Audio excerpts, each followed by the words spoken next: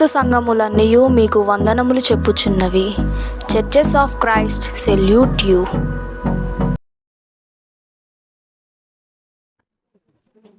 ప్రార్థన చేసుకుందాం. ప్రార్థన చేసుకుని దేవుని వాక్యాన్ని ధ్యానించుకుందాం. ప్రార్థనాపూర్వకంగా ప్రభు వాక్యాన్ని మన అందరం కలిసి ధ్యానించుకోవడానికి ప్రయత్నం చేద్దాం. జీవము గల తండ్రి, కృప కలిగిన దేవ, మహోన్నతుడ, పరిశుద్ధుడ, పరమందాసీనుడు అయిన దేవ, మీకే స్తుతులు స్తోత్రాలు చెల్లిస్తున్నాము. ఈ సమయంలో మీరు మాకు తోడుగా ఉండి మేము పాడిన పాటల ద్వారా మీరు మహిమ పొందిన విధానమును బట్టి కృతజ్ఞతాస్తుతులు చెల్లిస్తున్నాం. అలాగనే ఈ సమయంలో నీ మాటలు వినబోచున్నాం. మా అందరికీ నీ వినగలిగిన చెవిని, గ్రహించగలిగిన మంచి మనసును, అర్థం చేసుకునే జ్ఞానంలో దయచేయమని వేడుకొనుచున్నాం. అజ్ఞానుల వలె కాక నీ మాటలను త్రోసిపుచ్చే ఉద్దేశమును ఆలోచన చేయక నీ వాక్యాన్ని హత్తుకొని ఆ ప్రకారం జీవించే బిడ్డలుగా మమ్మల్ని సిద్ధపరచుకోమని వేడుకొనుచున్నాం.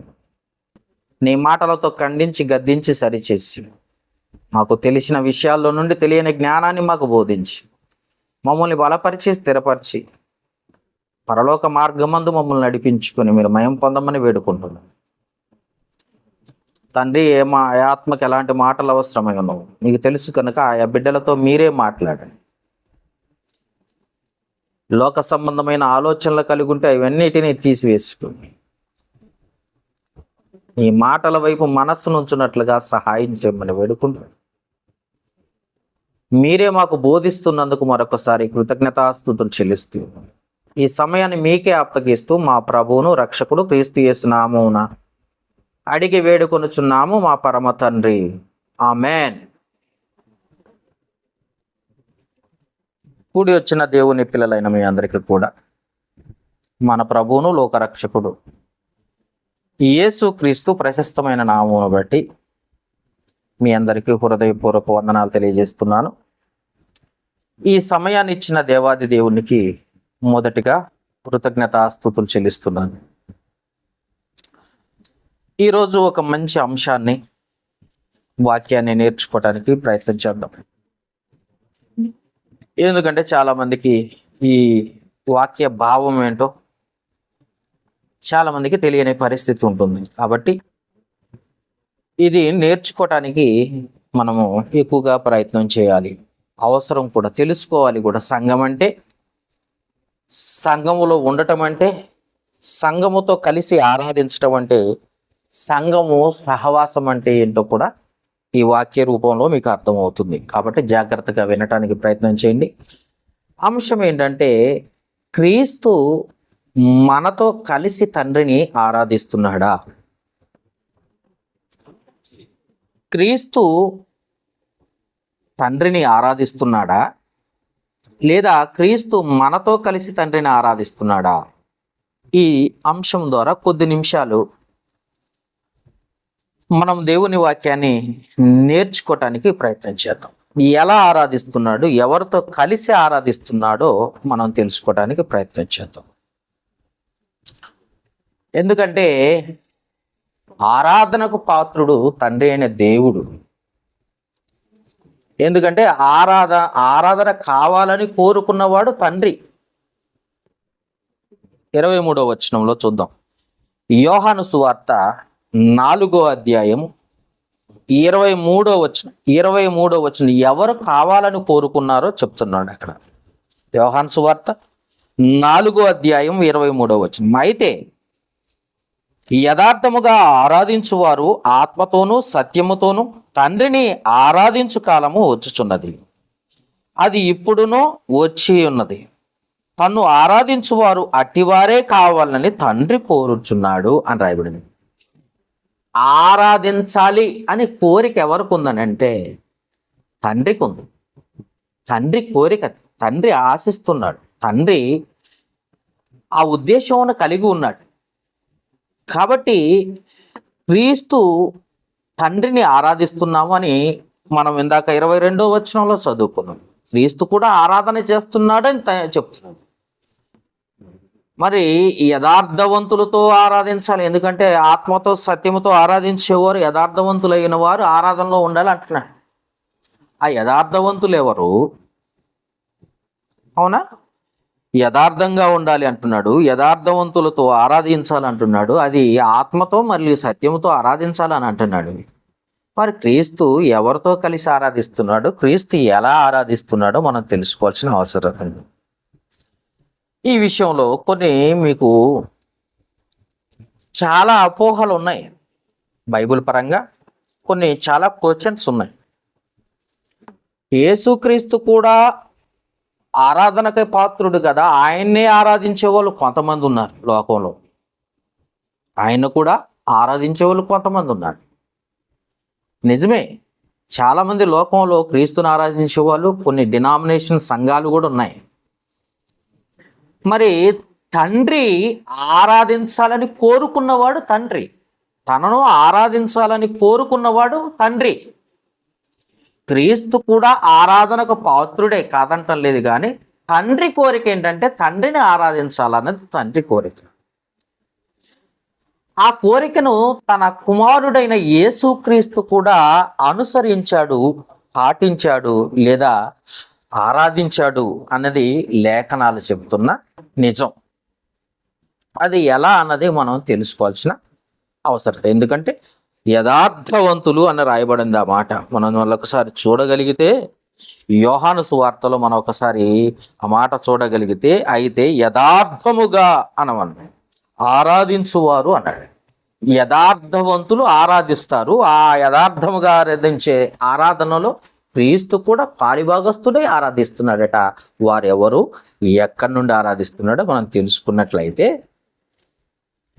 పరిశుద్ధ గ్రంథములో నుండి అపోస్తల కార్యముల గ్రంథము, పరిశుద్ధ గ్రంథములో నుండి అపోస్తల కార్యముల గ్రంథము 2వ అధ్యాయం, 2వ అధ్యాయము 38వ వచనాన్ని మనం ఒకసారి జాగ్రత్తగా చూడగలిగితే, 2వ అధ్యాయం 38వ వచనం. ఇక్కడ పేతురు గారు పెంతెకొస్తు పండుగ దినమున మరి పరిశుద్ధాత్మ ప్రేరేపణ కలిగిన వారయ్యింది.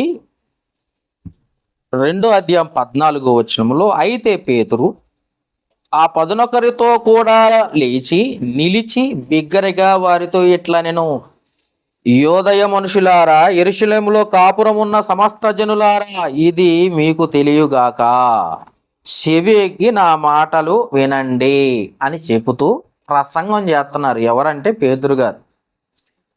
ఆ ప్రసంగము చేస్తూ చేస్తూ చేస్తూ చివరికి వచ్చిన మాటలు ఏంటయ్యా అంటే 38వ వచనములో, పేతురు, మీరు మారు మనస్సు పొంది పాప క్షమాపణ నిమిత్తము ప్రతివాడు యేసుక్రీస్తు నామమున బాప్తిసం పొందుడి, అప్పుడు మీరు పరిశుద్ధాత్మ అనువరమును పొందుదురు అన్నాడు.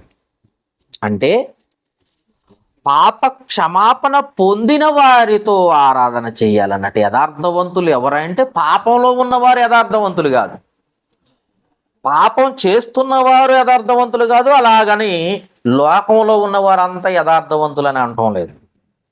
పాప క్షమాపణ పొందినవారు అనే మాటను మనం చూస్తున్నాం. పాప క్షమాపణ పొందినవారు, క్రీస్తు యేసు యొక్క రక్తములో కడగబడిన వారు పరిశుద్ధులు, యథార్థవంతులు. అది బైబిల్ చెప్తున్న సత్యం. యథార్థముగా ఆరాధించు వారితో ఆరాధించటం అంటే, యథార్థవంతులు ఎవరు అని అంటే, యథార్థవంతులు అంటే పాప క్షమాపణ పొందినవారు. ఇంకా చూద్దాం. అపోస్తల కార్యముల గ్రంథము 22వ అధ్యాయము 16వ వచనాన్ని ఒకసారి జాగ్రత్తగా పరిశీలిస్తే, అపోస్తల కార్యముల గ్రంథము 22వ అధ్యాయము 16వ వచనములో పౌలు గారికి చెబుతున్న మాట ఈ మాట. ఏమని హెచ్చరిక జరుగుతుందనంటే, గనుక నువ్వు తడవ చేయటం ఎందుకు, లేచి ఆయన నామమును బట్టి ప్రార్థన చేసి బాప్తిసము పొంది నీ పాపాలు కడిగి వేసుకో అన్నాడు. ఇక్కడ అననీయ గారు ఏమన్నారంటే, నువ్వు ఇంకా తడవ చేస్తున్నావు ఎందుకు, లేచి ఆయన నామమును బట్టి ప్రార్థన చేసి, నేను పాపిని, నన్ను క్షమించు తండ్రి అని ప్రార్థన చేయాలట. కోరికలు కోరుకోవడం కాదు ఇది. పాపి ప్రార్థన ఎలా ఉండాలని తెలుసా? పాప క్షమాపణ పొందటానికి నేను పాపినని ఒప్పుకోవాలి, అది ప్రార్థన. ప్రార్థన చేసి బాప్తిసము పొంది నీ పాపాలు కడిగి వేసుకుంటే బాప్తిసము ద్వారా పాపాలు కడిగి వేయబడతాయి. అప్పుడు నువ్వు యథార్థవంతుడివి కాగలవు, నువ్వు పరిశుద్ధుడివి కాగలవు, విశ్వాసవి కాగలవు, క్రైస్తవుడివి ఎప్పుడు అవుతావంటే పాప క్షమాపణ పొందినప్పుడు, పాపాలు కడిగి వేసుకున్నప్పుడు నువ్వు యథార్థవంతుడు అవుతావు. అంతేకాని యథార్థవంతులు కావాలి అని అంటే ఏదో యథార్థంగా మాట్లాడాను కాబట్టి యథార్థవంతులు కాలేరు. నీవు పాపములో ఉంటూ, పాపము చేస్తూ ఉంటూ, లేదా పాపములోనే ఉండి లోకములో ఉండి ప్రతి ఆదివారము చర్చికి వచ్చేసి వాక్యం విని పాటలు పాడి సందా ఇచ్చి వెళ్ళిపోయినంత మాత్రాన నువ్వు యథార్థవంతుడివి కాలేవు. ఎందుకంటే పాపికి దేవుని దగ్గర చోటే లేదు. మనం చాలాసార్లు చదువుకున్నాం, పోయిన వారం కూడా చెప్పుకునే మాట. పాపికి దేవుని దగ్గర చోట్లేదు.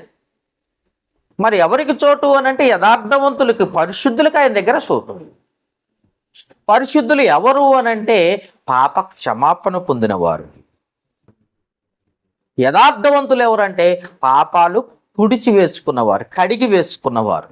గలతీలకు రాసిన పత్రిక 3వ అధ్యాయము 27వ వచనం. గలతీలకు రాసిన పత్రిక 3వ అధ్యాయం 27వ వచనం. క్రీస్తులోనికి బాప్తిసము పొందిన మీరందరూ క్రీస్తుని ధరించుకొని ఉన్నారు అంటూ, ఇందులో యూదుడని గ్రీసు దేశస్థుడని లేదు, దాసుడని స్వతంత్రుడని లేదు, పురుషుడని స్త్రీ అని లేదు, క్రీస్తునందు ఉన్న మీరందరూ ఏకముగా ఉన్నారు. 29వ వచనం. మీరు క్రీస్తు సంబంధులైతే ఆ పక్షమందు అబ్రహాము యొక్క సంతానమై ఉండి వాగ్దాన ప్రకారము వారసులై ఉన్నారు. అబ్రహాము సంతానమైన వారసులు ఎలా అవుతారు అని అంటే బాప్తిసం ద్వారా పాప క్షమాపణ పొందినవారు. అంటే క్రీస్తును బాప్తిసం ద్వారా క్రీస్తును ధరించుకున్న వారు యథార్థవంతులు. యథార్థవంతులు అంటే క్రీస్తును ధరించుకోవాలి, పాపాలు కడిగి వేసుకోవాలి. పరిశుద్ధులు అంటే క్రీస్తును ధరించుకోవాలి, పాపాలు కడిగి వేసుకోవాలి. ఇవేమీ లేకుండా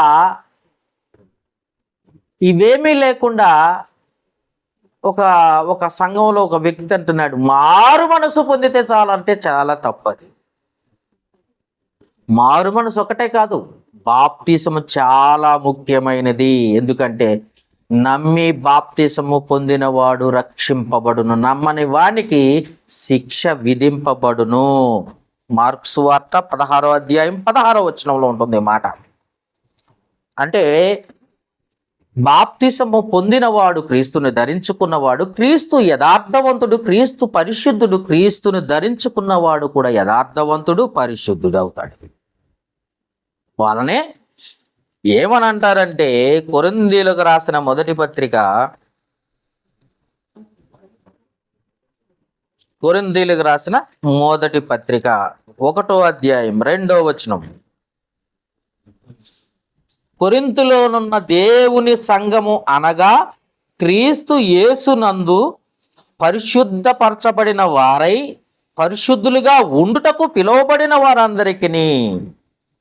వారికిని మనకును ప్రభువుగా ఉన్న మన ప్రభు అయిన యేసు క్రీస్తు నామమున ప్రతి స్థలములో ప్రార్థించు వారందరికీ శుభమని చెప్పు రాయినది అని చెప్పబడ్డ మాటను చూస్తాం. అంటే పరిశుద్ధులుగా ఉండటానికి, యథార్థవంతులుగా ఉండటానికి, విశ్వాసులుగా ఉండటానికి, లేదా క్రైస్తవులుగా ఉండటానికి క్రీస్తు రక్తము ద్వారా పాప క్షమాపణ పొందిన వారు ఈ కేటగిరీలోకి వస్తారు. ఈ పరిశుద్ధత లేదా యథార్థత కలిగిన వారిగా ఆ కేటగిరీలోకి ఎప్పుడు వస్తారంటే, ఆ స్థానంలోకి ఎప్పుడు వస్తారంటే బాప్తిసము పొందిన తర్వాత వస్తారు. బాప్తిసము పొందకపోతే ఆ స్థానాన్ని కోల్పోతారు.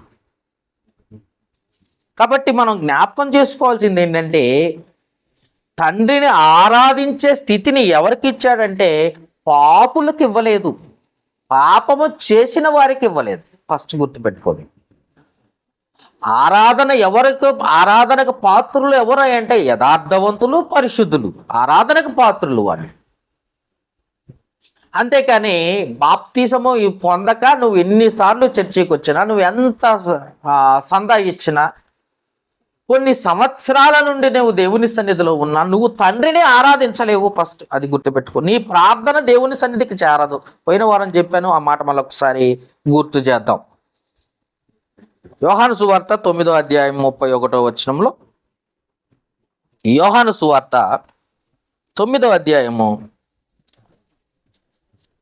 31వ వచనములో, దేవుడు పాపుల మనవి ఆలకింపడని, పాపములో ఉన్నవాడు పాపాన్ని కడిగి వేసుకోవాలి. అది గుర్తుపెట్టుకోవాలి. పరిశుద్ధులు ఎవరుగా అంటే యథార్థవంతులు, పరిశుద్ధులు, విశ్వాసులు, క్రైస్తవులు, వీళ్ళంతా ఒకటే కేటగిరీ, పర్యాయ పదాలు అవి.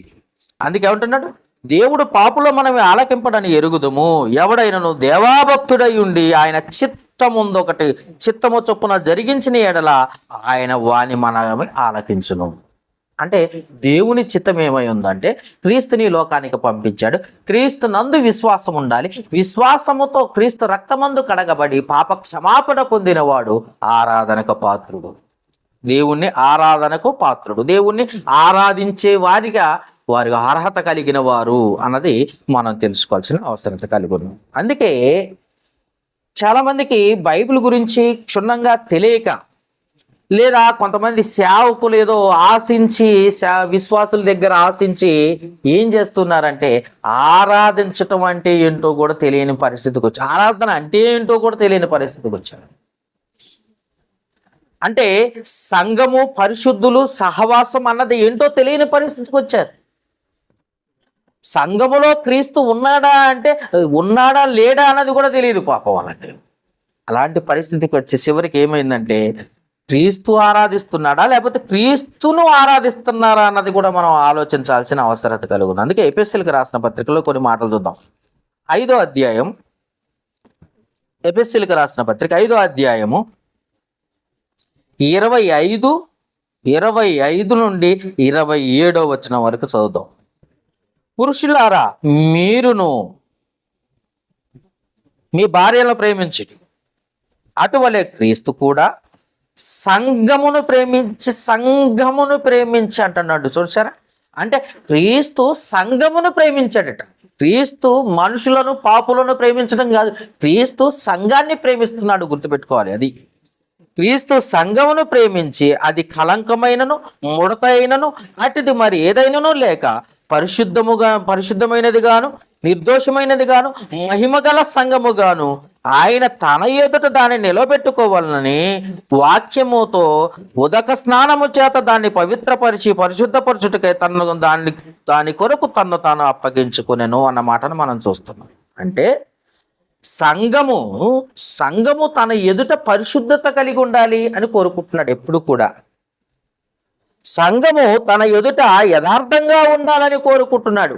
అలాంటి సంఘము ఆయనకు లోబడేదిగా ఉండాలని కోరుకుంటున్నాడు క్రీస్తు. అందుకే ఆ సంఘము ఎదుట, ఆ సంఘములో పరిశుద్ధత, ఆ సంఘములో యథార్థత ఉందని ఆయన కోరుకుంటున్నాడు. అది మహిమగల సంఘముగా ఉండాలని కోరుకుంటున్నాడు. చాలా మంది క్రీస్తు సంఘాల్లో కూడా మహిమగల సంఘము, ఈ సంఘము, సహవాసము అన్నది తెలియని పరిస్థితికి వచ్చారు. ఆ సంఘములో లేకపోతే నీవు నరకంలో ఉన్నావన్న సంగతి కూడా తెలియని పరిస్థితికి వచ్చేసారు. ఎందుకంటే ఉంటే సంఘములో ఉండాలి, లేదా లోకములో ఉండాలి. లోకములో ఉన్నవాడు నరకంలో ఉంటాడు, దేవుని సహవాసములో ఉండేవాడు పరలోకములో ఉంటాడు. ఎందుకంటే పరలోక రాజ్యమే సంఘం. అందుకే జ్ఞాపకం చేసుకోండి, ఆ సంఘము యథార్థంగా ఉంటుంది, ఆ సంఘము పరిశుద్ధంగా ఉంటుంది, ఆ సంఘము ఆయన ఎదుట అలాగూ నడుచుకోవాలని క్రీస్తు తను తాను అప్పగించుకునేను అన్న మాటను మనం చాలాసార్లు చూస్తున్నాం. ఈ మాట అంటే అలాంటి పరిశుద్ధమైన సంఘములో, సహవాసములో కుమారుడైన యేసుక్రీస్తు ఉండాలని కోరుకుంటున్నాడు. అలాంటి సంఘము ద్వారా తండ్రి మహిమ పొందాలని నిర్ణయించుకున్నాడు. ఇంకా చూద్దామండి, ఎఫెసీయులకు రాసిన పత్రిక, ఆ సంఘములో క్రీస్తు ఏమై ఉన్నాడో కూడా చూద్దాం. ఎఫెసీయులకు రాసిన పత్రిక 1వ అధ్యాయము ఒకటో అధ్యాయము 22, 23 వచనాలు. ఎపిఎస్సీలకు రాసిన పత్రిక 1వ అధ్యాయము 22, 23 వచనాలు చదువుతున్నాను. మరియు సమస్తమును ఆయన పాదముల క్రింద ఉంచి సమస్తము పైన ఆయన సంఘములకు శిరస్సుగా తండ్రి నియమించాడు అన్న సంగతి గుర్తుపెట్టుకోవాలి. సంఘములోనంట సమస్తమును ఆయన పాదముల కింద, భూమి సమస్తాన్ని ఆయన పాదాల కింద ఉంచాడట, సంఘానికి మాత్రం ఆయన శిరస్సుగా నియమించాడు అన్నాడు. అంతేగాక ఆ సంఘము ఆయన శరీరము సమస్తమును పూర్తిగా నింపుచున్న వాణ్ణి సంపూర్ణత అయి ఉన్నది. నింపుచున్నాడట యేసుక్రీస్తు, సమస్తమును నింపినవాడు, సమస్తానికి సృష్టికర్త యేసుక్రీస్తు. కనుక ఆ సంఘం ఏమైందో తెలుసా? ఆయన శరీరం. బాగా గుర్తుపెట్టుకోండి, యేసుక్రీస్తు తండ్రిని ఎలా ఆరాధిస్తున్నాడంటే సంఘము ద్వారా, సంఘములో ఉండి. ఎలా? సంఘం అంటేనే పాప క్షమాపణ పొందినవారు, సంఘం అంటేనే పాపములను కడిగి వేసుకున్నవారు, సంఘం అంటేనే క్రీస్తును ధరించుకున్నవారు, సంఘం అంటేనే యథార్థవంతులు, సంఘం అంటేనే పరిశుద్ధులు. అట్టి సంఘములో యేసుక్రీస్తు ఆ సంఘము ఆయన శరీరం అంటున్నాడు. ఆ సంఘానికి శిరస్సు ఆయనే.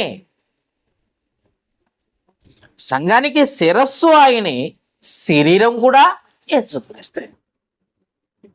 మళ్ళా గుర్తు పెడదాం, మళ్ళీ ఒకసారి జ్ఞాపకం చేసుకుంది ఇదే మాట. కొలస్సీలకు రాసిన పత్రిక 1వ అధ్యాయము 18వ వచనం.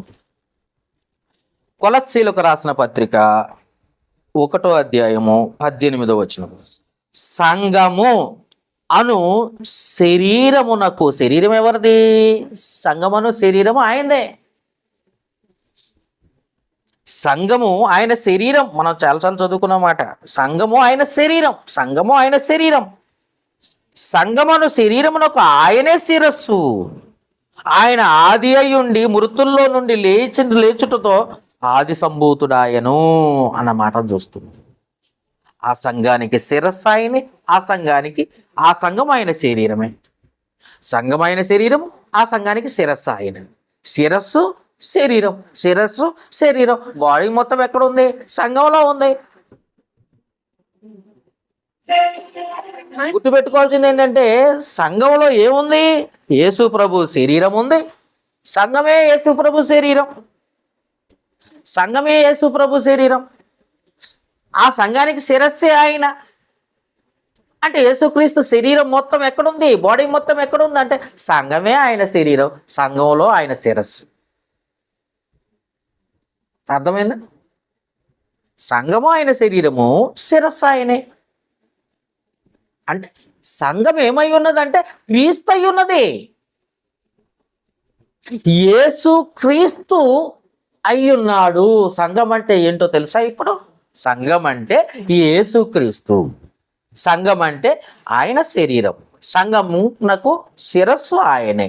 అంటే క్రీస్తు యొక్క బాడీ మొత్తం, అంటే యేసు క్రీస్తు మొత్తం ఏమై ఉన్నాడు అంటే సంఘం అయి ఉన్నాడు అన్న మాటను మనం చూస్తాం. కాబట్టి ఆ సంఘము ఆయన శరీరం అయితే, ఆ సంఘమునకు శిరస్సు ఆయనే అయినప్పుడు, సంఘమే ఆయన అయినప్పుడు, ఆయన బాడీ మొత్తం సంఘమే అయినప్పుడు ఆ సంఘము తండ్రిని ఆరాధిస్తుందా లేదా? ఒక్కసారి ఆలోచించాం. అందుకే ఏమంటున్నాడు? ఇంకోసారి చూద్దాం, ఇంకొక మాట చూద్దాం. కొరింథీయులకు రాసిన మొదటి పత్రిక 12వ అధ్యాయం. కొరింథీయులకు రాసిన మొదటి పత్రిక 12వ అధ్యాయము 12 నుండి 14 వచనాలు చూద్దామా? కొరింథీయులకు రాసిన మొదటి పత్రిక 12వ అధ్యాయం 12 నుండి 14 వచనాలు. ఏలయనగా ఎలాగూ, చూడండి ఒకసారి ఆ మాట. ఎలాగూ శరీరము ఏకమై ఉన్నను అనేకమైన అవయములు కలిగి ఉన్నాయో, ఎలాగూ శరీరముని యొక్క అవయములన్నీ అనేకములై ఉన్నను ఒక్క శరీరమై ఉన్నవో, అలాగే క్రీస్తు ఉన్నాడు. ఈ మాట మీకు అర్థమైందా? శరీరములో అవయవాలు అనేకము ఉన్నాయి. బాగా వినండి, శరీరములో అవయవాలు అనేకము కలిగి ఉన్నాయి. అలాగే శరీరము అవయవాలన్నీ అనేకములు ఉన్నను ఒక్కటే శరీరంగా ఉంది అంటున్నాడు. అవయవాలు చాలా ఉన్నాయి బాడీలో. సంఘంలో చాలామంది చాలా రకాల మనుషులు ఉన్నారు, రకరకాల మనుషులు ఉన్నారు. ధనవంతుడు ఉన్నాడు, పేదవాడు ఉన్నాడు, నిరుపేద ఉన్నాడు, జ్ఞానవంతుడు ఉన్నాడు, జ్ఞానహీనుడు ఉన్నాడు, మూర్ఖుడు ఉన్నాడు, అందరూ ఉన్నారు సంఘంలో. క్రీస్తు రక్తమందు కడగబడిన వారు ఉన్నారు. వారు ఒక్కొక్క అవయవంగా ఉన్నారట. అలాగనే క్రీస్తు అవయవాలన్నీ కలిపి ఒక శరీరంగా ఉన్నాడు, సంఘముగా ఉన్నాడు అంటున్నాడు. అంతేకాక 13వ వచనం, ఏలనగా యూదులమైనను గ్రీసు దేశస్థులమైనను దాసులమైనను స్వతంత్రులమైనను మన అందరము ఒక్క శరీరంలోనికి ఒక్క ఆత్మ యందే బాప్తిసం పొందాము అంటున్నాడు. ఒక్క శరీరంలో క్రీస్తులోనికి బాప్తిసం పొందాం అంటే క్రీస్తు శరీరములోనికి బాప్తిసం పొందాం. క్రీస్తులోనికి బాప్తిసం పొందడం అంటే క్రీస్తు శరీరములోనికి బాప్తిసం పొందడం. క్రీస్తుని ధరించుకున్నాం మనం. ఇంకా అలాగనే ప్రభు అయిన యేసుక్రీస్తు నామమున బాప్తిసం పొందేటప్పుడు పరిశుద్ధాత్మను వరమును పొందుతున్నట్టు ఒక ఆత్మని యందే మనం బాప్తిసం పొందాం. ధరించుకున్న ఒక ఆత్మని, పరిశుద్ధాత్మను ధరించుకున్నాం, క్రీస్తుని ధరించుకున్నాం. అందుకే ఏమంటున్నాడు 12వ వచనం 13వ వచనం, ఏలయనగా యూదులమైనను అమెరికా వాళ్ళైనా ఇండియా వాళ్ళైనా, అవునా, ఏ దేశస్థులైనా గ్రీసు దేశస్థులమైన దాసులమైన స్వతంత్రులమైన మన అందరము ఒక్క శరీరములోనికి ఒక ఆత్మ యందే బాప్తిసం పొందితిమి. మనం అందరము ఒక ఆత్మను పానము చేసిన వారమైతిమి. ఒక ఆత్మను పానము చేసిన వారమైతిమి. మన అందరం ఒక్కటే అంటున్నాడు. అందరం కలిసి క్రీస్తు శరీరం అయి ఉన్నాం. ఆ శరీరానికి శిరస్సు. శరీరము మొత్తము క్రీస్తు, శిరస్సు ఆయనే. మరి ఆ సంఘంలో చాలా మంది లేరు కదా, లేరు, వదిలేసాయి. అసలు క్రీస్తు సంఘం అంటే నచ్చని వాళ్ళు ఉన్నారా? ఉన్నారు, వదిలేసాయి. ఎందుకంటే బైబిల్ చెప్తుంది, సత్యం ఏంటంటే ఉన్నది ఉన్నట్టుగా బోధిస్తూ ఉంటుంది మనకి. సత్యం అంటే వాక్యం. నువ్వు వినాలి. ఆయన బాడీ ఎక్కడుంది? సంఘమే. శిరస్సు ఎక్కడుంది? సంఘమే. మరి సంఘంలో ఉన్నాడా క్రీస్తు? ఉన్నాడు. మరి సంఘం ఏం చేస్తుంది? తండ్రిని ఆరాధిస్తుంది. మరి క్రీస్తు ఎక్కడ ఉన్నాడు? తండ్రిని ఆరాధించట్లేదా? ఒక్కసారి ఆలోచించు. అందుకే ఏమంటున్నాడు, దాసులమైన గ్రీసు దేశస్థులమైన యూదులమైన స్వతంత్రులమైన మా అందరము ఒక శరీరంలోనికి ఒక ఆత్మ యందు పానము బాప్తిసం పొందితిమి. మన అందరం ఒక ఆత్మను పానము చేసితిమి అంటూ 14వ వచనంలో అంటాడు. ఒక్కటే శరీరము, ఒక్కటే అవయములుగా ఉండగా అనేకమైన అవయవములు కలిగి ఉన్నది. శరీరం ఒక్కటే కానీ బాడీలో చాలా పార్ట్లు ఉన్నాయి. బాడీలో రకరకాల అవయవాలు ఉన్నాయి.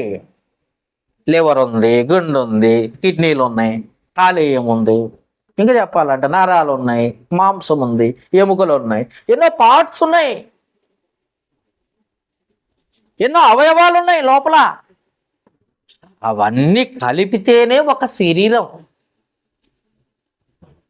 మనందరము కలిస్తేనే. అందుకే యూదు దేశస్థులమేమి, గ్రీసు దేశస్థులమేమి, పాలన్స్ ఏంటి, విజయవాడ ఏంటి, ఖమ్మం ఏంటి, హైదరాబాద్ ఏంటి, బాంబే ఏంటి, కలకత్తా ఏంటి, అన్ని ప్రాంతాల వారు ఒక్క శరీరంగా ఉన్నారంటున్నాడు. అందరు కలిసి ఒక శరీరంలో ఉన్నారు. ఒక్క శరీరమే ఆ క్రీస్తుది అంటున్నాడు. ఆ శరీరానికి శిరస్సు ఆయనే అంటున్నాడు. అర్థమైందా? ఆ శరీరానికి ఆయనే శిరస్సు అంటున్నాడు. అంటే ఆ శరీరము ఆయనదైనప్పుడు, సంఘం ఆయన శరీరం అయినప్పుడు, శిరస్సు ఆయన అయినప్పుడు, సంఘంలో ఆయన ఉన్నప్పుడు, సంఘమే ఆయన అయినప్పుడు, ఆ సంఘము తండ్రిని ఆరాధిస్తున్నప్పుడు ఆయన కూడా ఆరాధిస్తున్నాడు. అది అర్థం కావట్లే చాలా మందికి. ఎంత స్పష్టంగా ఉందో చూడండి. శరీరము సంఘము ఒకటే, ఆయన శరీరం అది. దానికి శిరస్సు ఎవరు? శిరస్సు ఏది? శిరస్సు ఎక్కడా? శిరస్సు కదా గుర్తించేది. బాడీ తలకాయ లేకుండా బాడీ మొత్తం పెట్టేవారికి ఈడెవడా అనేది ఈడెవడిది ఎవడో అడ్రస్ లేదు. అదే శిరస్సు ఉందనుకో అడ్రస్ ఉంటుంది. ఫలానా వ్యక్తి, వాడి మొహం చూసి గుర్తుపడతారు. అవునా? వాడు మొహం చూసి గుర్తుపడతారు పలానా వ్యక్తి అని, బాడీని చూసి కాదు. అందుకే శిరస్సు ఎవరు అని అంటే క్రీస్తు అని చెప్తున్నాడు. అంటే క్రీస్తు శరీరం మొత్తం, శిరస్సు మొత్తం ఎక్కడుందంటే సంఘంలో ఉంది. ఆ సంఘములోనికి రాని వాళ్ళు చాలా మంది ఉన్నారు. అంటే క్రీస్తుతో కూడా తండ్రిని ఆరాధించలేని స్థితిలోకి వెళ్ళిపోతున్నారు చాలా మంది. లోకం అనేది ఒక ఆశ, లోకం అనేది ఒక వ్యసనం. లోకాశలకు లోబడిపోయి తండ్రి సన్నిధిని కోల్పోతున్నారు, దేవుని సన్నిధిని కోల్పోతున్నారు. క్రీస్తుతో కూడా ఆరాధించే సమయాన్ని పోగొట్టుకుంటున్నారు అన్నమాట వీళ్ళు. అంటే సంఘముతో క్రీస్తు ఉన్నాడా అంటే ఉన్నాడు. సంఘముతో క్రీస్తు ఆరాధిస్తున్నాడు అంటే ఆరాధిస్తున్నాడు. మనము దేవుణ్ణి ఆరాధించుటకు విలువ పెట్టుకొనబడిన వారము అన్నాడు. చాలాసార్లు మనం చూసాం కదా. చూడండి ఒకసారి కొరింథీయులకు రాసిన మొదటి పత్రిక 6వ అధ్యాయం 20వ వచనం, 19, 20 వచనాలు చూడండి. మీ దేహము దేవుని వలన మీకు అనుగ్రహింపబడి మీలోనున్న పరిశుద్ధాత్మ ఆలయమై ఉన్నదని మీరెరగరా?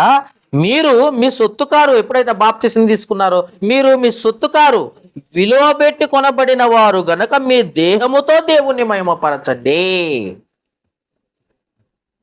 మన దేహాలు ఒక అవయవాలు. ఈ మాటని పేతురు గారు కొత్తగా మాట్లాడాడు. ఆ మాట చూద్దాం ఒకసారి. పేతురు గారు ఏమన్నాడో చూద్దాం. ఆ మాటని అవయవాలు, ఆ మందిరానికి చూద్దాం, ఆ సంఘానికి. పేతురు రాసిన మొదటి పత్రిక 2వ అధ్యాయము 4, 5 వచనాలు చదువుదాం. పేతురు రాసిన మొదటి పత్రిక 2వ అధ్యాయం 4, 5 వచనాలు ఏమంటున్నాడు తెలుసా? అవయవాలని ఆ సజీవ రాళ్ళుగా చెప్తున్నాడు ఇక్కడ. అక్కడ శరీరంలో అవయవాలు అన్నాడు. అదే సంఘానికి, మందిరానికి పేతురు గారు ఏమన్నాడంటే సజీవమైన రాళ్ళు అంటున్నాడు. చూడండి ఒకసారి. 2వ అధ్యాయం పేతురు రాసిన మొదటి పత్రిక 2వ అధ్యాయం 4వ వచనంలో, మనుషుల చేత విసర్జింపబడినను దేవుని దృష్టికి ఏర్పరచబడినది అమూల్యమైనను సజీవమునైన రాయి అను ప్రభువు నొద్దకు వచ్చిన వారై. 5వ వచనం, యేసు క్రీస్తు ద్వారా దేవునికి అనుకూలమునగు ఆత్మ సంబంధమైన బలులు అర్పించుటకు పరిశుద్ధ యాజకులుగాను ఉండునట్లు మీరును సజీవమైన రాళ్ల వలె. ఎక్కడ ఈ రాళ్ళు? ఆత్మ సంబంధమైన మందిరంగా కట్టబడుతున్నారు. ఆయన మందిరం అన్నాడు, రాళ్ళు అన్నాడు. ఆ మందిరము సంఘం అయితే, ఆ రాళ్ళు మనం. అక్కడేమన్నాడు? ఆడ శరీరం. ఆ శరీరంలో ఏమున్నాయి? అవయవాలు ఉన్నాయి. అవయవాలు ఎవరు? మనం. ఇదండి క్లారిటీ. ఇది దేవుడు కోరుకుంటుంది. యేసు ప్రభు ఎక్కడున్నాడు? ఆ సంఘమే ఆయన శరీరం. మరి శిరస్సు ఆయనే. అంటే యేసుక్రీస్తు ఎక్కడున్నాడు? సంఘములో, సంఘముతో, సంఘముతో. మనం ఆయన శరీరంలోకి వెళ్ళిపోయాం కదా. సంఘం అంటే ఆయన శరీరం లోపలికి వెళ్ళిపోయాం. మనము తండ్రిని ఆరాధిస్తున్నామంటే తండ్రిని కుమారుడు కూడా, ప్రభు అయిన యేసుక్రీస్తు కూడా ఆరాధన చేస్తున్నాడు. అందుకే ఏమంటున్నాడు ప్రకటన గ్రంథం, ఆ సంఘం గురించి కొన్ని విషయాలు చూడండి ఒకసారి, ఎంత స్పష్టంగా రాయబడిందో. ఎందుకంటే అంత పర్ఫెక్ట్గా ఉండాలని, అంత యథార్థంగా ఉండాలని యేసు ప్రభు చూడండి ఏమంటున్నాడు. చూద్దాం ఒకసారి. ప్రకటన గ్రంథం 5వ అధ్యాయం 9, 10 వచనాలు. ప్రకటన గ్రంథం 5వ అధ్యాయం 9, 10 వచనాలు. ఆ పెద్దలు, నీవు ఆ గ్రంథమును తీసుకుని దాని ముద్రలు వీపుటకు యోగ్యుడవు, నీవు వధింపబడిన వాడవై నీ రక్తమిచ్చి యేసుక్రీస్తు తనలోనికి ఆహ్వానించటానికి ప్రతిఫలంగా సాతానుడు యేసు ప్రభు నుండి కోరుకున్నది ఏంటంటే ఆ రక్తం, ప్రాణం. నిన్ను కొనుక్కున్నాడట. అందుకే ఏమంటున్నాడు చూడండి ఒక మాట, నీ రక్తం ఇచ్చి ప్రతి వంశములోనూ ఆయా భాషలో మాట్లాడు వారిలో నుండి అని ఇక్కడ విభజించి చెప్తున్నాడు. అక్కడ ఏమన్నాడు? గ్రీసు దేశస్థులైనను, యూదులైనను, అమెరికా వాళ్ళైనను, హైదరాబాద్ వాళ్ళైనను, దాసుడైనను, స్వతంత్రుడైనను అని అక్కడ వివరించాడు. ఇక్కడేమంటున్నాడు? ఇంకా క్షుణ్ణంగా అర్థమయ్యేటట్టు చెప్తున్నాడు. నీ రక్తమిచ్చి ప్రతి వంశములోను, ఆయా భాషలో మాట్లాడు వారిలోను, ప్రతి ప్రజలోను, ప్రతి జనములోను దేవుని కొరకు మనుషులను కొని. ఏదేమిచ్చి కొన్నావయ్యా? స్వరక్తమిచ్చి. సంఘము కొరకు స్వరక్తం ఇచ్చావా? సంఘము కొరకు నిన్ను నీవు అప్పగించుకున్నావా? సంఘముగా ఉండటానికి మనల్ని పిలుచుకున్నాడు దేవుడు. పిలుచుకోవటమే కాదు, ఆ సంఘం ఆయన శరీరముగా నియమించాడు. ఆ సంఘానికి క్రీస్తుని శిరస్సుగా నియమించాడు. అందుకే ఏమంటున్నాడు, వంశములో నుండి భాషలు మాట్లాడు ప్రతి ప్రజలో నుండి ప్రతి జనములో నుండి దేవుని కొరకు మనుషులను కొని మా దేవునికి వారిని ఒక రాజ్యముగాను యాజకులుగాను చేసితివి. అది ఆయన శరీరములో ఉన్న మనం క్రీస్తును శరీరములోనే మనం సంఘంగా, యాజకులుగా, రాజులుగా ఉన్నామంటే. అవును, మనం ఎక్కడున్నాం? లోపల ఉన్నాం. బాడీ లోపల ఉన్నాం. క్రీస్తు లోపలికి వెళ్ళిపోయాం. బాప్తిసం ఇచ్చేటప్పుడు క్రీస్తు నామం ఇస్తాం కాదు, క్రీస్తు లోనికి ఇస్తున్నాను. బాప్తిసం ఎలా ఇవ్వాలి? క్రీస్తు లోనికి ఇవ్వాలి, లోపలికి ఇవ్వాలి, సంఘం లోపలికి. క్రీస్తు నామం అంటే అక్కడ ఆగిపోయినట్టే, అక్కడ కాదు, క్రీస్తు లోనికి అన్న సంగతి కూడా చాలా మందికి తెలియదు వాక్యం. ఇంకా చూద్దామా అపోస్తల కార్యముల గ్రంథము ఆ సంఘమును ఎంత గొప్పగా ఊహించుకుని, ఎంత గొప్పగా దేవుడు నిర్ణయించుకున్నాడో చూడండి. ఆయన శరీరముగాను శిరస్సుగా ఉండటానికి, ఆ సంఘము ద్వారా ఆయన ఆరాధింపబడటానికి ఎంత గొప్పగా నియమించుకున్నాడో చూడండి ఒకసారి. అపోస్తల కార్యముల గ్రంథము 20వ అధ్యాయం 28వ వచనము. అపోస్తల కార్యముల గ్రంథము 20వ అధ్యాయం 28వ వచనము. దేవుడు తన స్వరక్తం ఇచ్చి సంపాదించిన తన సంఘమును కాయుటకు అన్న మాటను మనం చూస్తున్నాం. రక్తం ఇచ్చి కొనుక్కున్నాడట సంఘంగా ఉంటానికి. ఎవడు పేరు పెడితే ఆ పేరు పెట్టడానికి కాదు, సంఘంగా ఉంటానికి. ఎవరు ప్రాణం పెట్టారు సంఘం కొరకు? ఆ పేరు పెట్టినోడు, కొనుక్కున్నవాడు. ఆ పేరు ఎవరిది? సంఘానికి పెట్టాలా లేదా? ఆ పెట్టలేని స్థితి. మళ్ళీ ఆయన శరీరం, ఆయన శిరస్సు ఆ సంఘానికి అధికారి ఆయన. కానీ ఆయన పేరు పెట్టడానికి ఇష్టపడని దౌర్భాగ్యపు సంఘాలు ఉన్నాయి లోకంలో. నిజాన్ని ఒప్పుకోరు, సత్యానికి లోబడరు.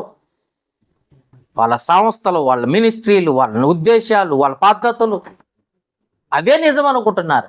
అలా నమ్మించే వాళ్ళు ఎక్కువైపోయారు. అలాంటి వారి దగ్గరకు కొల్లలుగా దురద చెవులు గలవారై వెళ్ళిపోయే వాళ్ళు కూడా చాలామంది అమాయకపు క్రైస్తవులు ఉన్నారు. అందుకే జ్ఞాపకం చేసుకో. రక్తం ఇచ్చి కొనుక్కున్నాడట సంఘంగా ఉండటానికి. రక్తం ఇచ్చి కొనుక్కున్నాడు. ఎందుకు? ఆయన శరీరంగా ఉండటానికి, ఆయనే శిరస్సుగా ఉండటానికి, ఆయన సహవాసంలో ఉండటానికి.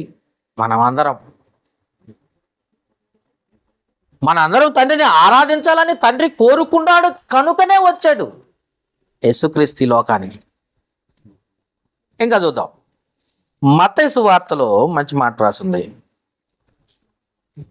శరీరము రక్తమును గూర్చి కూడా యేసుప్రభు ఏం చేస్తున్నాడు అది తెలియాలి కదా, మీకు కూడా అర్థం అవ్వాలి. రొట్టె ద్రాక్ష రసం తీసుకుంటున్నాం కదా, మరి యేసుప్రభు తీసుకుంటున్నాడా? తీసుకుంటున్నాడా లేదా? ఎట్ట తెలిసిద్ది? చూడండి ఇక్కడ మత్తయి సువార్త 26వ అధ్యాయము 26 నుండి 29 వరకు చదువుకుందామా. మత్తయి సువార్త 26వ అధ్యాయము 26 నుండి 29 వరకు బైబిల్ ఉన్నవారు చూడండి. వారు భోజనము చేయుచుండగా, అంటే క్రీస్తు అప్పగింపబడే రాత్రి జరుగుతున్న సందర్భం, ప్రభు బల్ల తీసుకుంటున్నారు. భోజనం చేయుచుండగా యేసు ఒక రొట్టెను పట్టుకొని దాన్ని ఆశీర్వదించి విరిసి శిష్యులకిచ్చి, మీరు దీన్ని తీసుకునుడి, తీసుకోవటమే కాదు తినండి అని చెప్తూ, ఇది నా శరీరం అని చెప్పాను. ఎవరిది? ఆ రొట్టె క్రీస్తు శరీరం అంట. ఇంకేమంటాడు? మరియు ఆయన గిన్నె పట్టుకొని కృతజ్ఞతాస్తుతులు చెల్లించి వారికి ఇచ్చి, దీనిలోనిది మీరు అందరూ త్రాగుడి అని చెబుతూ, ఇది నా రక్తము వలనైన క్రొత్త నిబంధన. ఏమంటున్నాడు? పాప క్షమాపణ నిమిత్తమట చిందింపబడిన, అనేకుల కొరకు చిందింపబడిన నిబంధన రక్తం అన్నాడు. అనేకుల కొరకు, పాప క్షమాపణ నిమిత్తము కొరకు. ఏంటండి అంటే ఆ రక్తము అనేకుల కొరకు చిందింపబడింది. అది ఎందుకు అంటే పాప క్షమాపణ కలగజేస్తుంది. అందుట్లో నువ్వు బాప్తిసం తీసుకున్నప్పుడే ఆయన శరీరంలోనికి వస్తావు. ఇది నిబంధన. ఏ రక్తంతో ఇచ్చిన నిబంధన అర్థమైందా? 29వ వచనం, నా తండ్రి రాజ్యములో, నా తండ్రి రాజ్యములో, తండ్రి రాజ్యం అంటే అప్పటి వరకు క్రీస్తు సంఘం ఏర్పరచబడలే, పరలోక రాజ్యం ఇంకా ఏర్పడలే కనుక, సంఘం ఏర్పరచబడలేదు కనుక నా తండ్రి రాజ్యంలో మీతో కూడా నేను అంటున్నాడేంటి అంటే తండ్రి రాజ్యమే సంఘం, పరలోక రాజ్యమే సంఘం. అర్థమైంది? ఆ సంఘములోనంట నేను మీతో కూడా చూడండి ఎంత చక్కగా రాసింది, మీతో కూడా నేను ఈ ద్రాక్షారసము క్రొత్తదిగా త్రాగు దినము వరకు ఇకను దాన్ని త్రాగనని మీతో చెప్పుచున్నానని నేను. అంటే ఆ రాత్రి పుచ్చుకున్న తర్వాత ఇంకా తాగటానికి లేదు. ఆయన సిలువకు అప్పగించారు, సిలువలో మరణించాడు, సమాధి చేయబడ్డాడు, తిరిగి లేచిన ఆయన పెంతెకొస్తు పండుగ దినమందు పేతురు గారు వాక్యం బోధిస్తుండగా, అయ్యలారా మేము ఏం చేస్తాము, ఏం చెయ్యాలి, మేము తప్పు చేసాం, పాపంలో పడిపోయి ఏం చెయ్యాలన్నప్పుడు పేతురును అక్కడ ఏం చెప్పాడంటే, మీరు మారు మనసు పొంది పాప క్షమాపణ నిమిత్తం ప్రతివాడు యేసుక్రీస్తు నామమున బాప్తిసం పొందండి, అప్పుడు మీరు పరిశుద్ధాత్మను వరమును పొందుకుంటారని చెప్పినప్పుడు అక్కడ దాదాపు ఒప్పుకొని క్రీస్తుని అంగీకరించిన వారు 3,000 మంది బాప్తిసం తీసుకున్నట్టుగా మనం చూస్తున్నాం. అప్పుడు సంఘముగా ఏర్పరచబడింది. ఆ సంఘంగా ఎప్పుడైతే ఏర్పరచబడిందో అప్పుడు క్రీస్తు కూడా సంఘములో ఆ ద్రాక్ష రసం పుచ్చుకుంటున్నాడట. అందుకే క్రొత్త నిబంధనలో క్రొత్తదిగా త్రాగు దినము వరకు ఏకను దాని మీ త్రాగనని మీతో చెప్పుచున్నాను అన్నాడు. అంటే ఆయన ఎక్కడున్నాడు? సంఘంలో ఉన్నాడు, మనతో ఉన్నాడు, మనలో ఉన్నాడు. క్రీస్తు కూడా మనం ధరించుకున్నాం క్రీస్తుని. మనం తాగుతున్నామంటే ఆయన కూడా పుచ్చుకుంటున్నట్టే కదా. మనం ఆరాధిస్తున్నామంటే క్రీస్తు కూడా ఆరాధించినట్టే కదా. ప్రత్యేకంగా ఒక చోట కూర్చొని ఆరాధించడం కాదు, సంఘముతో ఆయన క్రీస్తు కూడా మమేకమై ఉన్నాడు, అది చెప్తున్నాడు. ఇంకేమంటున్నాడు? 14వ అధ్యాయం మార్క్స్ వార్త 14వ అధ్యాయం 25వ వచనంలో, నేను దేవుని రాజ్యములో, అంటే క్రీస్తు సంఘము గురించి మళ్ళీ చెప్తున్నాడు చూడండి, నేను దేవుని రాజ్యములో ద్రాక్షారసము క్రొత్తదిగా త్రాగు దినం వరకు ఇకను దాన్ని త్రాగరని మీతో నిశ్చయముగా చెప్పుచున్నాను. అంటే క్రీస్తు తన సంఘములో ఎప్పుడైతే ఎంటర్ అవుతాడో అప్పుడు పుచ్చుకోవడానికి అర్హుణ్ణి అంటున్నాడు అక్కడ. అర్థమైందా? అంటే సంఘమే రాజ్యము, రాజ్యమే సంఘము. ఇంకా చాలా మందికి పనికిమాలిన వాళ్ళకి తెలియని విషయం ఏంటంటే, ప్రకటన గ్రంథము 5వ అధ్యాయం దాకా చదువుకున్న మాట ఒకసారి చూడండి, ఒకసారి మళ్ళీ గుర్తు చేయాలి కదా. రాజ్యం అంటే సంఘం, ఆ సంఘం అంటే రాజ్యమా, ఇది వేరు అది వేరు, యేసురాజుగా ఊతున్నాడు అని పాడబాడే పనికిమాలిన వాళ్ళు చాలా మంది ఉన్నారు. ఇంకా ఆయన ఆల్రెడీ రాజు అయిన తర్వాత కూడా ఆ పాడబాడే వాళ్ళు ఎక్కువైపోయారు. అందుకే చెప్తున్నాను. 5వ అధ్యాయం 9వ వచనంలో ఆ పెద్దలు, బాగా గుర్తుపెట్టండి, ఆ పెద్దలు ఆ గ్రంథమును తీసుకుని దాని ముద్రలు విప్పుటకు యోగ్యుడు నువ్వు వధింపబడిన వాడవై నీ రక్తమిచ్చి ప్రతి వంశములోను ఆయా భాషలో మాట్లాడు వారిలోను ప్రతి ప్రజలోను ప్రతి జనములోను దేవుని కొరకు మనుషులను కొని దేవునికి వారిని ఒక రాజ్యముగా, బాగా గుర్తుపెట్టుకోండి, వారిని ఒక రాజ్యముగాను యాజకులుగాను చేసేసాడా, చేస్తాడా, ఇది కూడా చదవరు. రాజ్యంగా చేసేసాడు. ఆ రక్తమందు కడగబడ్డ వారిని ఒక రాజ్యంగా చేసాడు. ఆ రాజ్యమే సంఘం అని చెబుతుంటే, యేసురాజుగా వచ్చుచున్నాడు, భూలోకమంతా తెలుసుకుంటారు. ముందు వీళ్ళు తెలుసుకోరు, ఎవరో తెలుసుకోవాలట. చేసేసెను అని రాసి ఉంటే చేస్తాడు అని రాసి ఉందా? ఏమర్థమైంది? బైబిల్ ఏమర్థమైంది? అందుకే రాజ్యం అంటే సంఘము, సంఘం అంటే రాజ్యం. దేవుని రాజ్యం అంటే సంఘం, పరలోక రాజ్యం అంటే సంఘం. అదే మాట కొలస్సీలకు రాసిన పత్రికలో కూడా చూద్దాం ఒకసారి. కొలస్సీలకు రాసిన పత్రిక 1వ అధ్యాయం 13వ వచనము. కొలస్సీలకు రాసిన పత్రిక 1వ అధ్యాయం 13వ వచనం. ఆయన మనల్ని అంధకార సంబంధమైన అధికారములో నుండి విడుదల చేసి తాను ప్రేమించిన తన కుమారుని యొక్క రాజ్య నివాసులుగా చేసెను. రాజ్య నివాసులుగా చేసేసాడు. రాజ్యం వచ్చేసింది. పరలోక రాజ్యము సమీపించి ఉన్నది అంటనే, అది ఎప్పుడో జరిగిపోయింది. సమీపించిన రాజ్యం వచ్చింది నాయన. ఇంకా సమీపించటం ఏంటి? మత్తయి సువార్త చదువుతున్నాడు ఎవరో పనికి మాట్లాడు, 3వ అధ్యాయం 2వ వచనం. సమీపించింది ఇంకా, అందుకే యేసుగారు రాజుగా అవుతుందండు. అయ్యా, అప్పుడు సమీపించి ఉంది, ఇప్పుడు వచ్చేసింది నాయన. ఆ రాజ్యం ఎలా వచ్చిందంటే క్రీస్తు రక్తంతో చేయబడింది నాయన.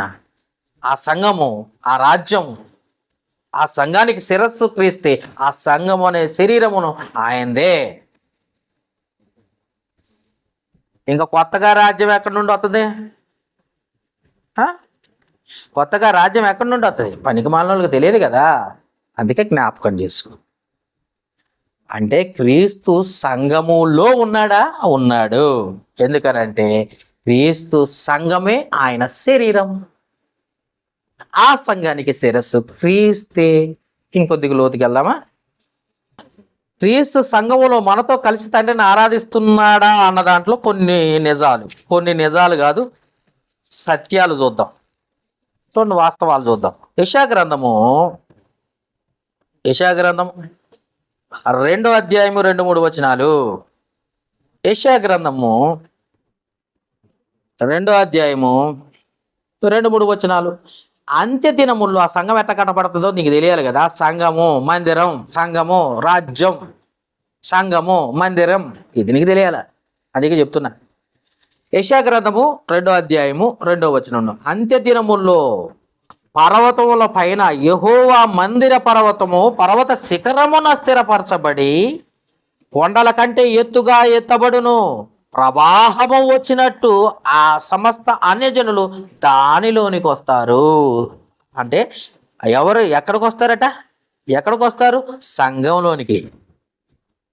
ఎవరు వస్తారు? అన్యజనులు. ఆ కాలమున సియోను అంటే యెరూషలేము, బాగా గుర్తుపెట్టుకుని. సియోను అంటే ఇంకోటి అనుకుంటున్నారు పనికి వాళ్ళు. సియోనులో నుండి ధర్మశాస్త్రమును, యెరూషలేము నుండి యెహోవా వాక్కులు బయలు వెళ్ళును. చూసారా, యెహోవా వాక్కు ఎక్కడి నుండి బయలు వెళ్ళిందంట? పేతురు గారు ఎక్కడి నుండి ప్రసంగం చేశాడు? సంఘం కట్టబట్టడానికి ఎక్కడి నుండి ప్రసంగం చేశాడంటే పెంతెకోస్తు పండగ దినమందు క్రీస్తు శకం 33వ సంవత్సరమందు యెరూషలేములో ఉండి ప్రసంగం చేశాడు. యెరూషలేములో ప్రసంగం చేసినప్పుడు 3,000 మంది బాప్తిసం తీసుకున్నారు, సంఘంగా చేర్చబడ్డారు. అందుట్లో యూదులు ఉన్నారు, గ్రీస్ దేశస్తులు ఉన్నారు, అన్యజనులు ఉన్నారు, అందరూ ఉన్నారు. అర్థమైందా? అందుకే ఏమంటున్నట్టు చూడండి, యెహోవా వాక్కు చూడండి ఒకసారి. ఆ కాలమందు సియోనులో నుండి ధర్మశాస్త్రము, యెరూషలేములో నుండి యెహోవా వాక్కు బయలువెళ్ళును. జనులు గుంపులు గుంపులుగా వచ్చి యాకోబు దేవుని మందిరం, అది ఏది ఎవరిదనుకుంటున్నావు? యాకోబు దేవుని మందిరమునకు, యెహోవా పర్వతమునకు మనము వెళుదము రండి. ఆయన తన మార్గముల విషయమై మనకు బోధించును, మనం ఆయన త్రోవలో నడుతుమని చెప్పుకుందరు. రండి, ఆ సంఘంలోకి రండి, మనం వెళ్దాం రండి అని చెప్పుకుంటారు. అది మందిరం, యాకోబు దేవుని మందిరం అంట. అది యాకోబు దేవుని మందిరమా? ఎవరిదా మందిరం? ఎవరు ఆ మందిరం? ప్రశ్న వేసుకోవాలి ఎప్పుడైనా. ఎవరిదా మందిరం అంటే యాకోబు దేవుని మందిరం అన్నాడు, బాగానే ఉంది. మరి ఎవరా మందిరం? ఎవరున్నారు ఆ మందిరంలో? చూద్దాం ఒకసారి. తిమోతికి రాసిన మొదటి పత్రిక 3వ అధ్యాయం 15వ వచనం. తిమోతికి రాసిన మొదటి పత్రిక 3వ అధ్యాయం 15వ వచనం. ఆ మందిరం అంటే ఏంటో చూద్దాం ఇప్పుడు రండి. ప్రతివాడు మందిరం అంటే అవండి, గోడలు, రేకులు, షెడ్లు, స్లాపులు, పెద్ద పెద్ద బిల్డింగులు, కోట్లు కట్టించే మందిరాలు అనుకుంటున్నారు వీళ్ళు. మందిరం అంటే ఏంటో చూడండి ఒకసారి. 3వ అధ్యాయం తిమోతికి రాసిన మొదటి పత్రిక 3వ అధ్యాయం 15వ వచనం. ఆయనను ఆలస్యము చేసిన ఎడల దేవుని మందిరములో, దేవుని మందిరములో అనగా, మందిరం అంటే ఏంటో నీకు తెలియాలి కదా, అనగా జీవము గల దేవుని సంఘం. జీవము గల దేవుని సంఘం. మందిరం అంటే ఏంటో అనుకుంటున్నావు? అనగా అంటే నీకు తెలియాలా? నీకు అర్థం కాలేదా? అనగా మందిరము అనగా జీవము గల దేవుని సంఘములో జనులు ఎలాగో ప్రవర్తింపవలనో అది నీకు తెలియవలనని ఈ సంగతులు నీకు రాయిచున్నాను. ఆ సంఘము సత్యమునకు స్తంభమును ఆధారమునై ఉన్నది అన్నాడు. సంఘం, సంఘం అనే శరీరం ఎక్కడ ఉంది? క్రీస్తు కాదు. ఆ సంఘానికి శిరస్సు ఎవరు? క్రీస్తు కాదు. ఆ మందిరం, యాకోబు మందిరం ఎవరు? యాకోబు దేవుని మందిరమే. అది క్రీస్తు శరీరమే. క్రీస్తు శరీరం అంటే ఏది? సంఘమే. యాకోబు దేవుని మందిరాన్ని క్రీస్తు శరీరముగా దేవుడు మలుచుకున్నాడు. ఆ క్రీస్తు శరీరాన్ని మనల్ని సంఘముగా మలుచుకున్నాడు. ఇది తెలియక మందిరం అంటే వెళ్ళిపోతున్నారే, అటు ఇటు ఆ చర్చిలు చూసుకొని వెళ్ళిపోతున్నారు. పెద్ద పెద్ద చర్చిలు కావాలి మన వాళ్ళకి. ఎందుకంటే అక్కడే ఉంటాడు దేవుడు, ఇంకెక్కడే ఉండండి. పోరు పిచ్చోడా, ఎక్కడైతే 2 3 ఆయన నామమును కూడి ఉంటారో అది ఆయన సంఘం. అక్కడ ఉంటాడు ఆయన. పెద్ద పెద్ద చర్చిలు కట్టుకున్న వాళ్ళ దగ్గర కాదు. అర్థమైందా? అందుకే దాన్ని కట్టింది ఎవరు? మందిరాన్ని కట్టింది ఎవరు? లేదా సంఘాన్ని కట్టింది ఎవరో చూడండి ఒకసారి. మత్తయి సువార్త 16వ అధ్యాయం 18వ వచనం. మందిరాన్ని, యాకోబు మందిరాన్ని కట్టింది ఎవరబ్బా? ఒకసారి చూడండి ఒకసారి. యాకోబు మందిరాన్ని కట్టింది ఎవరు? Hosanna ministries. హోసన్న గారా? ఓహో. బైబిల్ మిషన్ పొంగమూరి దేవదాస్ గారు అనుకుంటున్నారా?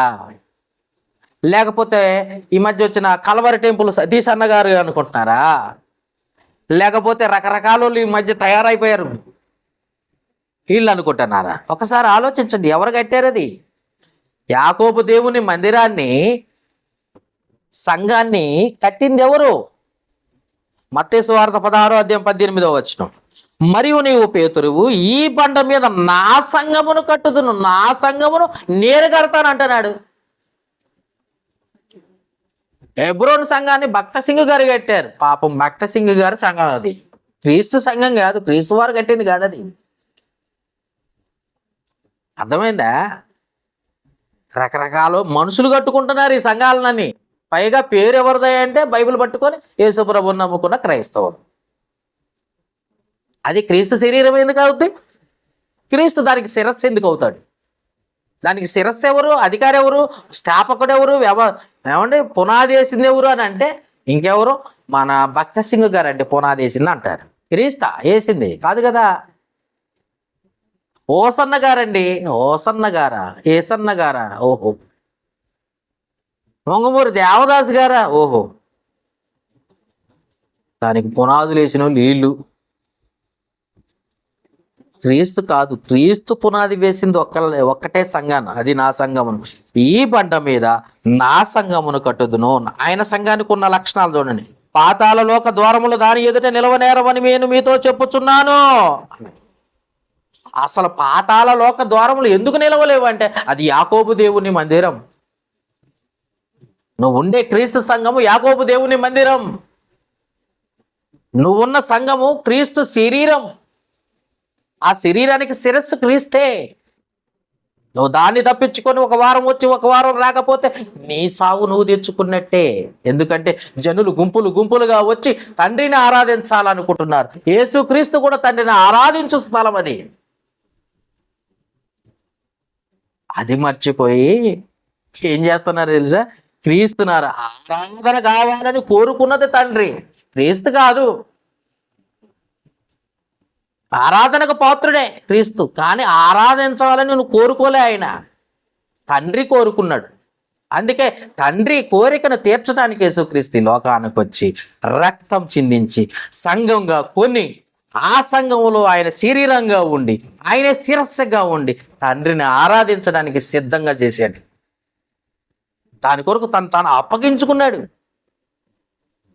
ఇది తెలియక ఏ సంఘం అయితే లేండి యేసు ప్రభు మాటలేగా చెప్పేది. పని కోరుకునే వాళ్ళు చాలా మంది ఉన్నారు, పనికి మాలోళ్ళు. కాబట్టి జ్ఞాపకం చేసుకుని కొరింథీయులకు రాసిన మొదటి పత్రిక 3వ అధ్యాయం 11వ వచనం, యేసు ప్రభు నేను కడుతున్నాను, నా సంఘాన్ని కడుతున్నాను అని చెప్పాడు. ఆ మాటలో ఈ మాటలో ఏం చెప్పాడో చూద్దాం.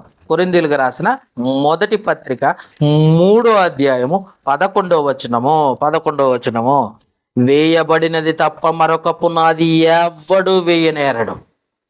పునాది వేసింది ఎవరో తెలుసా? దేవుడు, దేవుని కుమారుడు. ఎవ్వడును వేయనేరడు. ఈ పునాది యేసుక్రీస్తే. ఇప్పుడు చూడండి ఎంత చక్కగా ఉందో వివరణ. పునాది క్రీస్తా, కట్టినోడు క్రీస్తా. ఈ సంఘం ఆయనదా? ఆయన శరీరమా? ఆయనే శిరస్సా? అది యాకోబు దేవుని మందిరమా? ఆ మందిరం జీవం గల దేవుని సంఘమా? చూసారా ఎంత క్లియర్గా ఉందో. అంటే పునాది కూడా క్రీస్తేనా? అవును. ఇంకేంట, ఎపిఎస్సీలకు రాసిన పత్రిక 3వ అధ్యాయం 20వ వచనము, ఎపిఎస్సీలకు రాసిన పత్రిక 3వ అధ్యాయం 20వ వచనము, 3వ అధ్యాయం ఎపిఎస్సీలకు రాసిన పత్రిక 3వ అధ్యాయం 20వ వచనం, మనలో కార్య సాధనమైన తన శక్తి చొప్పున మనము అడుగు వాటన్నిటిని కంటెను, ఊహించు వాటన్నిటికంటేను అత్యధికంగా చేయు శక్తి గల దేవునికి క్రీస్తు యేసు మూలముగా, జాగ్రత్త గుర్తుపెట్టుకోండి, క్రీస్తు యేసు మూలముగా అంటే ఆ సంఘము క్రీస్తుది.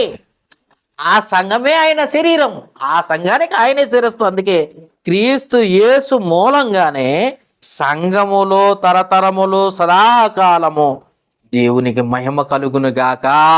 అది ఎవరికి మహిమ? ఇది తండ్రి అయిన దేవుడికి. తండ్రి అయిన దేవునికి మహిమ సంఘంలోనేనా? అవును. మందిరంలోనేనా? అవును. అంటే నీలోనేనా? నువ్వేనా కారణం? యేసుక్రీస్తు కూడానా? అవును. అది తెలుసుకోవాలి. దాన్ని రక్తం ఇచ్చి కొనుక్కున్నాడు కాబట్టి ఆయనది. ఆయన ఉన్నాడు అందుట్లో, ఆయనే శిరస్సు అందుట్లో. అది యాకోబు దేవుని మందిరం అనగా జీవము గల దేవుని సంఘం. దేవునిది ఎందుకు అంటున్నావు అంటే దేవుణ్ణి ఆరాధించు స్థలం, చోటు, ప్లేసు, పరిశుద్ధులు. గోడలు కాదు, టేకుల షెడ్లు కాదు. అందుకే ఆయన కొనుక్కున్నాడు. దాంట్లో ప్రతి జాతి మనుషులను, ఆయా భాషలు మాట్లాడు వారిలోను, గ్రీసు దేశస్థులను, యూదులను, అన్యజనులను, అనేక రకాల మనుషులను కొని సంఘంగా నియమించాడు. ఆ సంఘంలోనికి చేర్చేది కూడా ఆయనే. చూడండి ఒకసారి ఎంత చక్కగా ఉందన్నమాట. అపోస్తల కార్యముల గ్రంథము 2వ అధ్యాయము 47వ వచనం, చివరి వచనంలో ఉంటుంది అన్నమాట. చూడండి ఒకసారి 2వ అధ్యాయం 47వ వచనం, ఆనందముతోనూ నిష్కపటమైన హృదయముతోనూ ఆహారం పుచ్చుకుంటున్నారట ఈ 3000 మంది. మరియు ప్రభు రక్షణ పొందుచున్న వారిని, రక్షణ అంటే బాప్తిసం పొందుతున్న వారిని అనుదినము వారితో చేర్చుచుండని. ఎవరు వాళ్ళతో చేరుతున్నాడు? 3000 మంది బాప్తిసం పొందిన వాళ్ళతో ప్రభువే చేరుస్తున్నాడు. నిన్ను ఎన్నుకోవడానికి కారణం ఎవరు? ప్రభువే. నేను పిలుచుకున్నది ఎవరు? ప్రభువే. ఎక్కడ ఉండటానికి? సంఘంలో ఉండటానికి. ఎలా పిలుచుకున్నాడు? ఆయన రక్తమందు కడగబడేటట్టుగా పరిశుద్ధులుగా ఉండటానికి పిలుచుకున్నాడు. యథార్థవంతులుగా ఉండటానికి పిలుచుకుంటున్నాడు. తండ్రిని ఆరాధించటానికి, నీతో కలిసి తండ్రిని ఆరాధించడానికి యేసు ప్రభు కోరుకుంటున్నాడు. యేసు ప్రభు సంఘములో ఉన్నాడా? ఉన్నాడు. సంఘముతో ఆరాధిస్తున్నాడా? ఎస్. సంఘముతో ఉన్నాడు, సంఘములో ఉన్నాడు, సంఘముతో కలిసి తండ్రిని ఆరాధిస్తున్నాడు. కాబట్టి జ్ఞాపకం చేసుకోండి, అది యాకోబు దేవుని మందిరం, అది జీవము గల దేవుని సంఘం. ఆ సంఘములో నువ్వు ఒక్క రోజు రాకపోతే, ఒక్క దినము 1000 సంవత్సరం వలె, 1000 సంవత్సరంలో ఒక్క దినముల వలె ఆయనకు కనపడుతున్నాయి. జాగ్రత్త, నీకు కాదు. నీకెట్లా కనపడతావు? ఒక్క దినం 1000 దినముల వలె, 1000 దినములు ఒక్క దినం వలె కాదు, 1000 సంవత్సరాల్లా కనపడుతున్నాయి. జాగ్రత్త. నీ ఆయుష్ ఎంత తగ్గిపోయిందో, ఎన్ని సంవత్సరాలు తగ్గిపోయిందో దేవుని దృష్టిలో, దేవుని సంఘంలో లేకపోవటం వలన. కాబట్టి సంఘము అనేది ఆయనది, ఆయన శరీరం. ఎన్ని సంఘాలు ఉన్నాయి లోకంలో చూస్తే? బజారుకు ఒకటి, వీధికి ఒకటి, ఇంటికి ఒకటి, రకరకాల సంఘాలు ఉన్నాయి. కానీ దేవుడు కట్టుకున్న సంఘాలు ఎన్నో ఉన్నాయో చూద్దాం ఒకసారి. ఎఫెసీయులకు రాసిన పత్రిక 4వ అధ్యాయము 4వ వచనము. దేవుడు కట్టుకున్న సంఘాలు ఎన్ని ఉన్నాయో చూద్దాం ఒకసారి. ఆయన శరీరాలు ఎన్ని ఉన్నాయో తెలుసా? ఆయన బాడీలు ఎన్ని? ఒకసారి చూడండి ఒకసారి. ఎఫెసీయులకు రాసిన పత్రిక 4వ అధ్యాయం 4వ వచనం. శరీరం ఒక్కటే, అంటే సంఘము ఆయన శరీరము. శరీరాలన్నీ ఒక్కటే, ఆత్మయు ఒక్కడే. ఆ ప్రకారమే మీ పిలుపు విషయమై ఒక్కటే నిరీక్షణ ఉంది. మీ నిరీక్షణ అంతా ఒకటే, విశ్వాసం అంతా ఒకటే, బాప్తిస్మం అంతా ఒకటే. ఎవరి విశ్వాసం వాళ్ళది అంటే మాత్రం దేవుడు ఒప్పుకునేవాడు కాదు. కాబట్టి జ్ఞాపకం చేసుకోండి, సంఘములో దేవుడు ఉన్నాడా? యేసుప్రభు ఉన్నాడా? ఉన్నాడు. సంఘము ద్వారా దేవుడు మహిమ పొందాలని నిర్ణయించుకున్నాడా? ఉన్నాడు. యేసుప్రభు ఆరాధిస్తున్నాడా? ఉన్నాడు, ఆరాధిస్తున్నాడు. మరి సంఘములో ఆయనుండి ఆయన ఆరాధించాలని కోరుకుంటుంటే, ఆ కోరికను తీర్చడానికి యేసుప్రభు ఈ లోకానికి వస్తే, వచ్చిన యేసుప్రభు మందిరంగా ఆయన శరీరాన్ని నియమించితే, శిరస్సుగా ఆయనే ఉంటే, ఆ సంఘంలోనికి నువ్వు వస్తే నీ ద్వారా కలిసి తండ్రిని ఆరాధిస్తున్నాడు యేసుప్రభు. అందుకే ఏమంటున్నాడు? ఒక మాట చదువుకొని ముగించుకుందాం, చాలా టైం అయిపోయింది. ఒక మాట చదువుకొని ముగించుకుందామే. యోహాను సువార్త 14వ అధ్యాయం 23వ వచనము. యోహాను సువార్త 14వ అధ్యాయం 23వ వచనం. యేసు, ఒకడు నన్ను ప్రేమించిన ఎడల వాడు నా మాటను గైకొనును, అప్పుడు నా తండ్రి వానిని ప్రేమించును, మేము వాని యొద్దకు వచ్చి వాని యొద్ద నివాసము చేతుము అన్నాడు. తండ్రి కుమారుడు ఎక్కడ నివాసం చేస్తారట? సంఘంలో. ఆయన మాటలు గైకోనాలంటే ఆయన ఆరాధించాలని. తండ్రిని ఆరాధించే స్థలం ఏదయ్యా అంటే సంఘము. సంఘంలో ఎక్కడ ఎవరెవరు ఉన్నారంటే కుమారుడు ఉన్నాడు, ప్రభు అయిన యేసుక్రీస్తు ఉన్నాడు. కుమారుడైన యేసుక్రీస్తు, అలాగే తండ్రి అయిన దేవుడు ఉన్నాడు. ఇద్దరు ఎక్కడున్నారు? సంఘంలోనే. కాబట్టి జ్ఞాపకం చేసుకుని, సంఘంలో తండ్రి ఉన్నాడు, సంఘంలో క్రీస్తు ఉన్నాడు, సంఘంలోనే పరిశుద్ధాత్మ. ఈ పరిశుద్ధాత్మ ఎక్కడ ఉన్నాడో చూడండి ఒకసారి. అది కూడా చదువు. కొరింథీయులకు రాసిన మొదటి పత్రిక 14వ అధ్యాయము. మొదటి పత్రిక 14వ అధ్యాయము.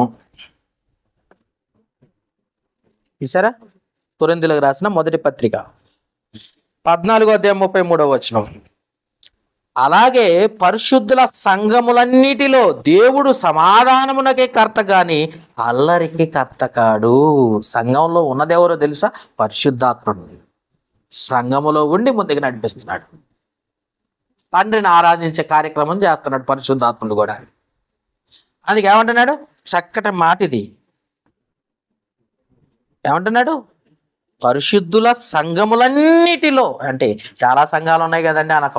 ఒక్కటే సంఘం, ఒక్కటే శరీరం, కానీ ఆయా ప్రాంతాల్లో ఉన్నాయి. పట్టణం, కొరింథీ పట్టణంలో ఉన్న సంఘం, రోమా పట్టణంలో ఉన్న సంఘం, గలతీ పట్టణంలో ఉన్న సంఘం, ఎఫెసీ పట్టణంలో ఉన్న సంఘం, కొలసీ పట్టణంలో ఉన్న పట్టణాలు, అవన్నీ ఊర్లలో ఉన్న సంఘాలు అవన్నీ.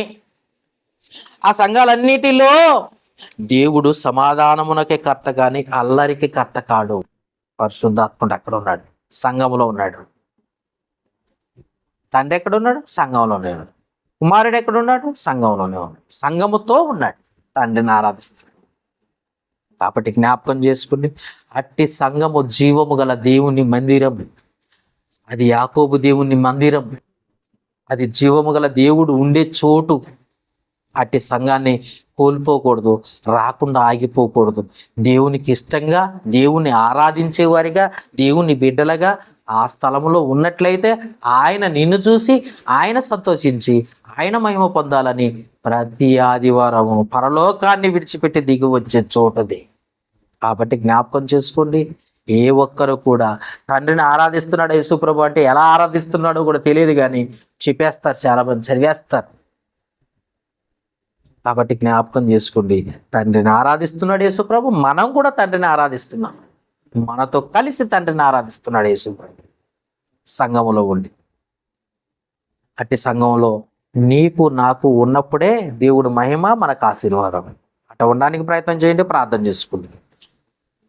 మమ్మల్ని మిక్కిలిగా ప్రేమిస్తున్న మా ప్రియ పరలోకపు తండ్రి, మహోన్నతుడ, పరిశుద్ధుడ, పరమందాసీనుడైన దేవ, మీకే స్తుతులు స్తోత్రాలు చెల్లిస్తున్నా. ఇప్పటి వరకు నా మాటలుగా కాక నీ వాక్యము ద్వారా నీ బిడ్డలకు నీ మాటలు తెలియజేశాను.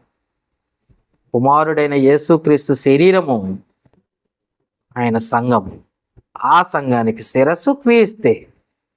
ఆ సంఘములో ఉండి తండ్రిని ఆరాధిస్తున్నాడని చాలా స్పష్టంగా ఖచ్చితమైన మాటలు మాకు తెలియజేసినందుకు కృతజ్ఞతాస్తుతులు చేస్తున్నాం.